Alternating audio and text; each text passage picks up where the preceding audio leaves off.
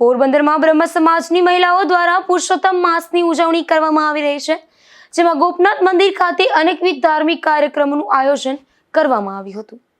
સમસ્ત બ્રહ્મ સમાજ પોરબંદર જિલ્લા મહિલા પાંખ અને શહેર મહિલા પાંખના સંયુક્ત ઉપક્રમે પવિત્ર પુરુષોત્તમ માસ નિમિત્તે શ્રી ગોપનાથ મહાદેવના મંદિર ખાતે પૂનમના દિવસે શ્રી વિષ્ણુ ભગવાનની પૂજા, વિષ્ણુ સહસ્ત્ર નામના અને શ્રી સત્યનારાયણ ભગવાનની કથાનું આયોજન કરાયું હતું, જેમાં લગભગ 20 જેટલા પરિવારોએ લાભ લીધો હતો. સાથે ફરાળનું આયોજન પણ દાતાશ્રીના સહયોગથી કરવામાં આવ્યું હતું. ત્યારે પોરબંદર જિલ્લા મહિલા પાંખ અને શહેર મહિલા પાંખ દ્વારા શ્રી ગોપનાથ મહાદેવના મંદિરે 6 નંગ ખુરશી પણ ભેટ આપવામાં આવી હતી. આ કથાનું પૂજન મંદિરના પૂજારી અશોકભાઈ ભોગાયા હતા અને શાસ્ત્રી ભાવિનભાઈ જોશી દ્વારા કરાયું હતું.